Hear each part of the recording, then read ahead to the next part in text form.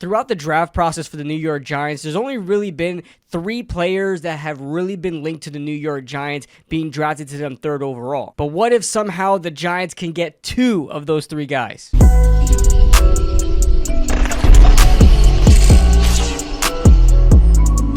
What is going on, guys? What is going on, 27 Squad? Welcome back into another video.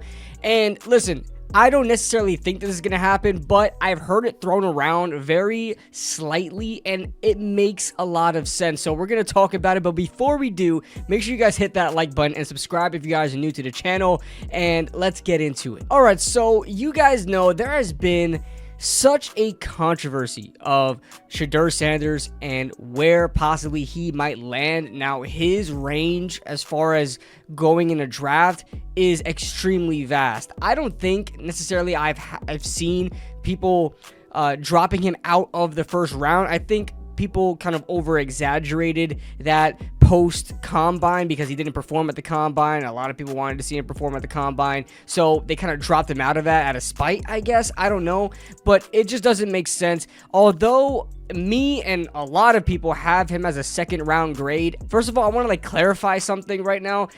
I think there's a huge difference between projection and grading. I project Shedeur Sanders to go in the top 6, but I had a 2nd round grade on him. Now, whether or not you think that means that, you know, he shouldn't be drafted that high is up to you. I certainly don't think so, but if the Giants draft Shedeur Sanders 3rd overall, he's the next quarterback. I gotta hope that he works out. So, but like I said, he's been dropping on a lot of boards lately. And here's the thing, if he's not drafted to the New York Giants at number 3, where does he really go? There is a lot of talk with the Raiders that he might not go to the Raiders. Listen, Geno Smith just got traded over there. They might want to see how much they can get out of Geno Smith. It might be a while until Shedeur Sanders would even get a chance to play and to use a 1st round pick on him, as opposed to getting a guy like Ashton Genty in there that can really kind of boost an offense tremendously and trying to get the ship rolling a little bit. Yeah, I mean, do you do that? And then if he doesn't go 6th overall, where does he go? You can go down the list. I don't think there's a team in there that's going to necessarily take him because they just don't need a quarterback at the moment. Like, a lot of these teams, until you reach the Pittsburgh Steelers, don't really have a clear need for quarterback where they gotta go get Shedeur Sanders. He's a can't miss guy because everybody considers Cam Ward as QB1, as a lot of reports came out in the combine saying that almost every single team has a clear gap between Cam Ward and Shedeur Sanders, with Cam Ward being quarterback 1. And now it really all depends on where they really view Shedeur Sanders. Now, there have also been reports that Shedeur Sanders has been reported as a 2nd round guy to a lot of NFL teams, but like I said, projection does not equal, you know, the grade of that quarterback. You know, sometimes being the quarterback position, it's going to warrant you to kind of overdraft at that position, depending on where they're graded at. Now, another question is, would the Giants do this? Would they just get Shedeur at number 3 overall, or could they get a absolute weapon like Travis Hunter? Now, the thing is with Travis Hunter, the Giants re-signed Darius Slayton to a $12 million per year contract, which I'm not saying that Darius Slayton's going to keep the Giants from drafting Travis Hunter, but at the same time, you're paying a receiver $12 million. He's got to be on the field. Like, you're paying him a lot of money. He's the highest paid receiver. You got to put him on the field. And then at cornerback, the Giants signed Paulson Adebo to a 3-year, $54 million deal with Deonte Banks as their cornerback 2 right now, and a young slot corner in Drew Phillips. Where does Travis Hunter really fit into all of this? Is he going to be taking playing time from guys that are developing like Deonte Banks, or is he going to be taking playing time from guys that are making a lot of money at their position like Darius Slayton? That's something they would have to figure out, but he would be best player available for sure if Abdul Carter and Cam Ward go number 1 and number 2.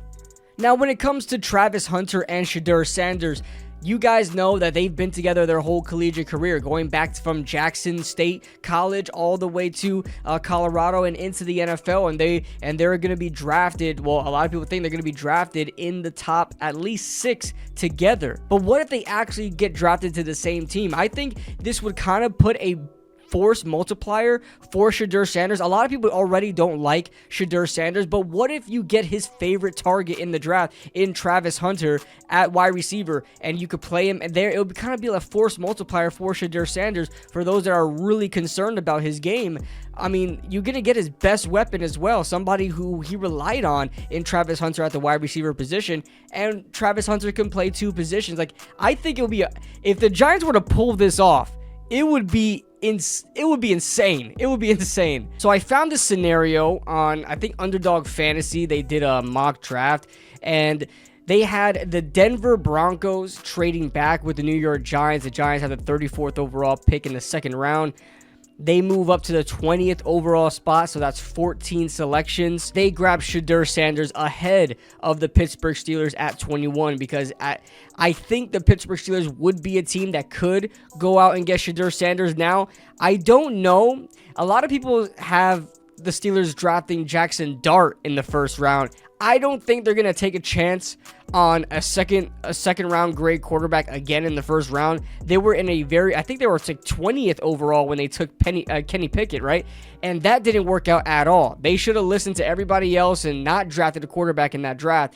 And it may be the same case in this draft. However, if Shedeur Sanders were to fall to them at the 21st selection, would they take a chance on Shedeur Sanders? You know, they can go in different directions. They did help out their wide receiver room. They kind of put a Band-Aid on the cornerback room with Darius Slay, but they can definitely go get a corner. A guy like Jedi Barron is there, but I don't really think he fits the Pittsburgh Steelers. I don't think they run zone. I think they run man-to-man.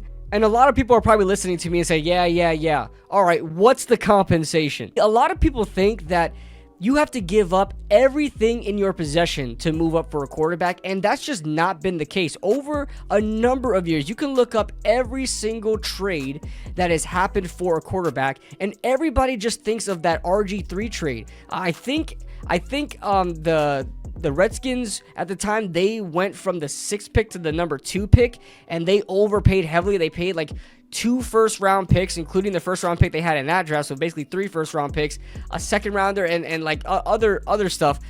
They like overpaid or overtraded or overcompensated to try to get RG3, and that didn't work out. So that hasn't been the standard, and it's never been the standard for trades for a quarterback. A lot of people think this quarterback premium, which does exist, quarterback premiums do exist.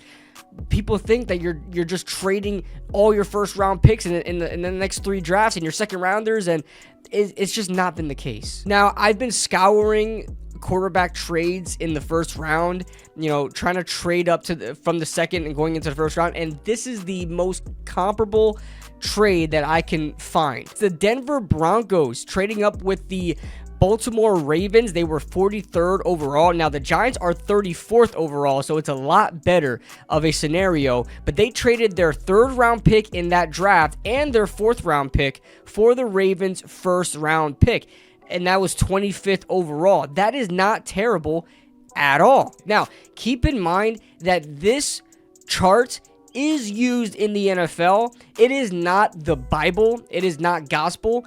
It is just a reference. It's just to see how these picks stack up in value, and you can determine what your compensation is in each individual draft if you're a GM on what you would give up and what is fair. You don't exactly need to match it up. Obviously, both teams just need to agree, but a lot of teams use this as a reference. Now, the Denver Broncos pick at 20th overall is 850 points, and the Giants' 34th overall pick is 560 points. That's only a difference of 290 points, and you guys can see that the Giants have 2 third-round picks, one 65th overall and the other 99th overall, and the Giants with 265 knocks out a lot of those points needed, and so the Giants can throw in that 3rd-round pick and give up like a next year's 4th rounder to kind of sweeten up the deal. Now, obviously, that would all depend if Denver would want to trade back, and you would ask that question, you know, how the board is looking around 20th overall, if they would be willing to trade back. You know, a guy like Tet McMillan, if he's still available, may be a guy that they target. If you look at the Denver Broncos' needs right now, they address that, like, kind of athletic tight end need that a lot of people knew that they wanted with Evan Ingram, you could still go ahead and get like a Colston Loveland, but would you really want to do that and have two of the same guys in the building, or would you want to try to target wide receiver? Now, wide receiver isn't that strong in this draft. Ted McMillan is extremely talented. If he were to fall, I imagine they would want to take him. But if not, like, Luther Burden is great. I love Luther Burden. I think he's a top 10 player in this draft. Not a lot of people think that, so he may even fall. Emeka Ibuka has been kind of trending around the late first round. I've even seen him going in the second round. They need wide receiver help badly, but I don't know if they just if they needed that badly where they need to stick and pick and get whatever wide receivers there at 20, I think they would consider moving back in the draft and getting some trade compensation or draft compensation and trading back with the Giants. So let's do a little bit of a mock draft. Now, I really despise mock draft simulators when simulating picks. That's why I don't do it in my normal mock drafts, because guys are available that shouldn't be available. Like first round graded guys still available in the third round. Sure, that happens in the real draft, but we want to kind of simulate that in the most logical way possible. I don't like it, but let's try it out. I kind of mess with the sliders a little bit, so hopefully it's a little bit more realistic, because there's sliders on the PFF mock draft, which is cool. So I plugged in a mock trade for the Giants to move up to the 20th overall pick. All right, so here we are. I don't know if Shedeur Sanders is going to come off the board. We'll see. We're going to try to plug this in and see if it works. Let's see if Shedeur Sanders at least stays for the Giants at... yeah, he does. All right, so Shedeur Sanders is like on the precipice of top 50 for the PFF mock draft board. So the Giants now have Travis Hunter and Shedeur Sanders. All right, so let's pick them. Whoa, what the heck is going on here? This thing is like glitching.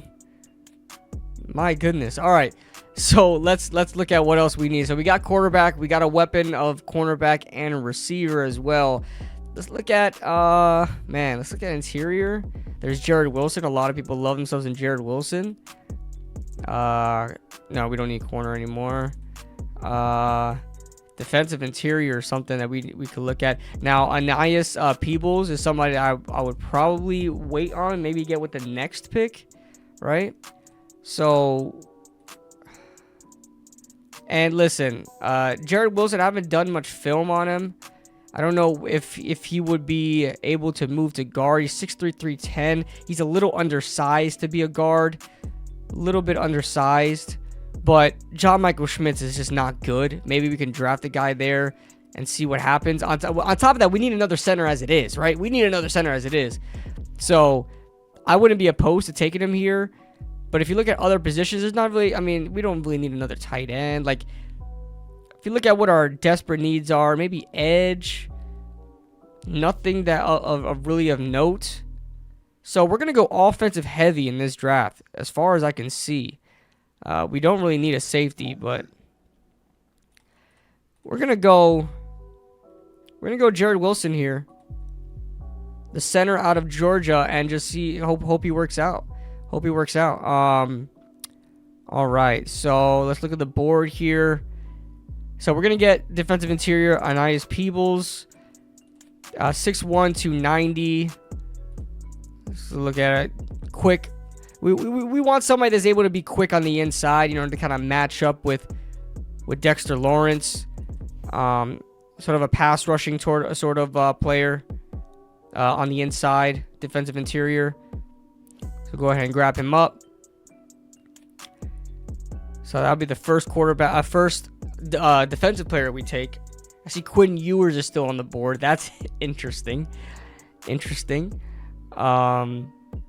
Now, I'll be honest with you. I do think the Giants should go ahead and target a running back in this draft, another one. But I'm having trouble looking for sort of a bruiser back, right? Kal-El Mullings. First of all, Kal-El is such a cool name. That is such a cool name. Kal-El Mullings is good. He's a bigger back, 6'2", 233. That's somebody that I would consider. But other than that, like, I love Trevor Etienne. It's just that we don't need a Trevor Etienne on this team. We just don't. Like, You know, we already have smaller backs. We have a 5'8" Devin Singletary. We have like a 5'10", 5'11" Tyrone Tracy. You know, we don't need a Trevor Etienne, even though I love him. We're gonna let's look at tackle real quick. Not that there wouldn't be a tackle really needed. Emory Jones is still here. Emory Jones is still here. Now, that's the thing with this. That's the thing with this mock draft simulator. Emory Jones is someone I don't see getting out of the third round. I think he'll be taken. Yeah, he's a top 100 recruit at high school, but man, I don't know. Move inside the guard. You go. See, he could move inside. He's 6'6", 315. Just for the fun of it. All right, it'll be fun. It's fun. Let's go get Kal-El. Kal-El. That's a cool name. If you guys don't know what Kal-El is, it's Superman's Kryptonian name. So we're gonna move on to the next pick here. 219th overall. I'm gonna look at quarterbacks. Who do we have? All of our picks so far: Travis Hunter, Shedeur Sanders, Jared Wilson, Aeneas Peebles, Kal-El Mullings. This is a good draft. I know it's a little bit offensive heavy. It's not a bad draft. Bad draft. Keaton Crawford is someone I really like. Maybe I'll target him with that last pick. A lot of people don't know about him. He's a good mover and a big special teamer as well. Had a lot of special team snaps in college and could definitely contribute on special teams. And he's like a center field free safety the Giants need in the back end. Good thing we have Javon Holland now, but he's a guy that they can bring in. But man, quarterback doesn't look too good right now. I wouldn't be opposed to bringing in a quarterback. Who would they bring in though? I don't know. Just to have more competition there, but we're gonna see what other options we have. Screw it. Let's just take another corner. Can't go wrong. Can't have too many corners. And then to top it off, oh, there's Kyron Lacy there. I don't think the Giants would take a chance on Kyron Lacy. Let's see if Keaton Crawford is still here. He's gone. All right. Shiloh Sanders. Wouldn't that be hilarious? We're not doing that. Last pick in the draft. Screw it. Oh, no. Graham Mertz. Ugh. No, I'm good. Never mind. I was going to go like Curtis Rourke.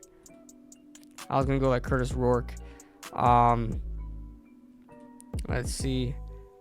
Do I do it, guys? Do I get Kyron Lacy? Daquan Felton. I've heard of him. Ja'Cory Brooks, I like Ja'Cory Brooks a lot. I don't think he's gonna be at 307th rank is insane. I don't think he's gonna be that bad. That's crazy. All right, screw it. Let's just go get some offensive line depth with Truss over here. Truss. I don't know too much about him, but he's a right tackle that has a good pass block grade. So that's something what a mock draft would look like if the Giants were to trade back up and get Shedeur Sanders. This is what a mock draft would look like if they do that. So, but that's a little fun experiment I wanted to kind of go over and make into a video. It's just scenario to put in there. We don't really know how likely that would be, but I saw it thrown around a little bit and I wanted to have fun with it. So, what do you guys think about this? Would you be on board with the Giants doing this if everything were to happen right? You would have to have Travis Hunter available at 3, and you would have to have Shedeur Sanders fall all the way to at least the 20th pick, and you would have to have Denver agree to move back with the Giants to the 34th overall pick. But if that were to happen, would you guys be on board with the Giants doing that and bringing in both Travis Hunter and Shedeur Sanders to the New York Giants? I think it'll be fun. I don't know about you guys, but let me know your thoughts in the comment section below. Leave a like if you guys enjoyed. Subscribe if you guys are new, and we'll see you guys in the next video. Woo!